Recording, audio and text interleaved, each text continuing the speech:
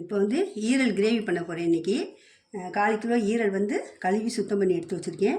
இது வந்து அரிசி கல்லில் தண்ணி ஊற்றி நல்லா சுத்தமாக கழுவுனா பார்த்தா கவுச்சி வடை போகும். இப்போ எப்படி செய்யலான்னு பார்க்கலாம் வாங்க. இப்போ வந்து கடாயை வச்சுருக்கேன். கடாயை சூடாகட்டும். கடாய் இதுக்கு தேவையான அளவு எண்ணெய் ஊற்றிக்கலாம். ஒரு 3 ஸ்பூன் போல் ஊற்றிருக்கேன்.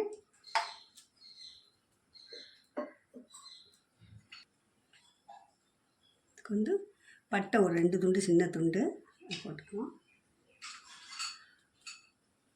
இந்த ஸ்டார் பூவில் வந்து ஒரு சின்ன பாதி பிச்சை எடுத்து வச்சுருக்கேன், அதையும் அதில் போட்டுக்கலாம். கொஞ்சம் காயட்டும்.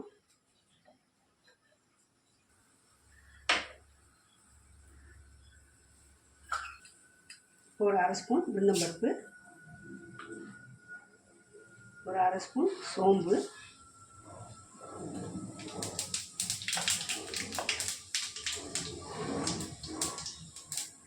சின்ன வெங்காயம் ஒரு 25 கிராம் அளவு 2 கட் பண்ணி வச்சுருக்கேன். வச்சு அதில் போட்டுக்கலாம்.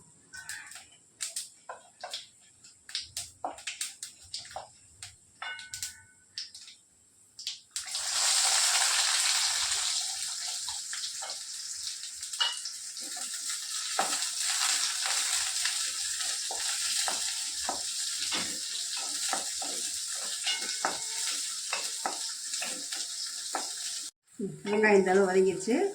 இப்போ ஒரு தக்காளி வந்து மீடியம் சைஸ் தக்காளி கட் பண்ணி வச்சுருக்கேன், அதே இதில் போட்டுக்கலாம்.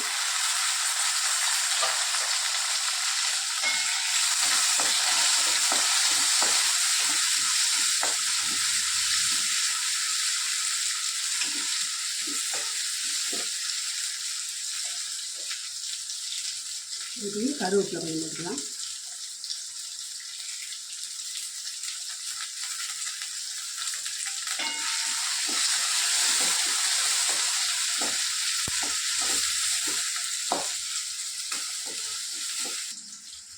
இப்போ வந்து இஞ்சி பூண்டு பேஸ்ட் வந்து ஒரு 1/4 ஸ்பூன் அளவு போட்டிருக்கேன், அதையும் ஊற்றலாம்.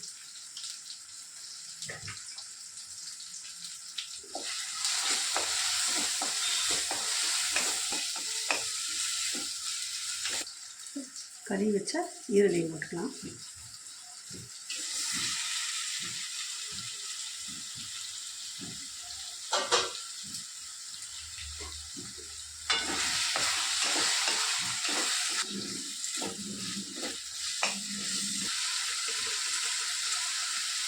கொஞ்சமாக 1/4 டீஸ்பூன் மஞ்சள்தூள்,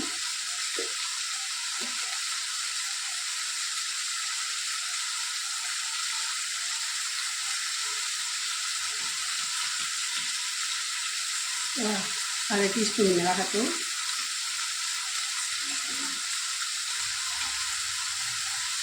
ஒரு ஸ்பூன் மல்லித்தூள். இது மிளகு தூள் வேறு போடுவோம், அதனால் காரம் கம்மியாக போட்டுருக்கோம்.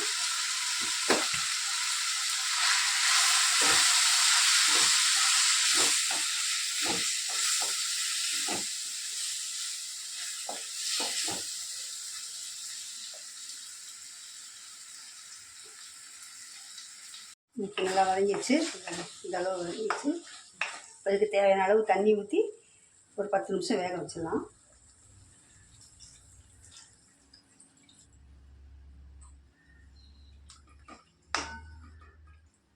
ஒரு 1/2 டம்ளர் தண்ணி ஊற்றி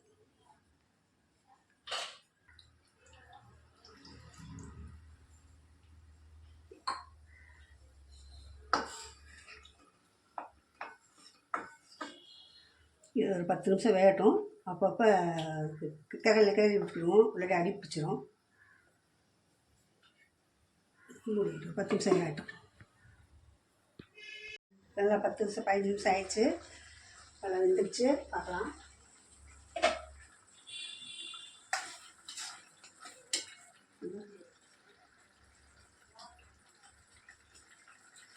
நல்லா வெந்துடுச்சு. மிளகு பொடி வந்து காரம் தேவையான அளவு போட்டுக்கலாம். நான் 1 ஸ்பூன் போட்டிருக்கேன். 1 ஸ்பூன்னு ஜீரகப்பொடி 1 ஸ்பூன். இதெல்லாம் வறுத்து அரைச்சது.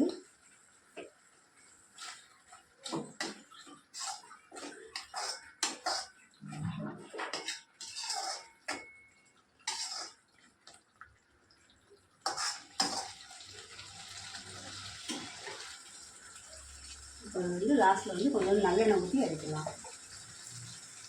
நல்லெண்ணெய் ஊற்றலாம், 2 ஸ்பூன் நல்லெண்ணெய். உப்பு காரம்லாம் செக் பண்ணிக்கோங்க, இது கரெக்டாக இருக்குது. காரம் பத்தலைன்னா மிளகு தூள் போட்டுக்கலாம் கொஞ்சம். இப்போ ரெடி ஆகிடுச்சு. இது வந்து இட்லி, தோசை, சப்பாத்தி, பூரி, சாப்பாடுக்கு எல்லாம் போட்டு சாப்பிட்லாம். டேஸ்ட்டாக இருக்கும் நல்லா.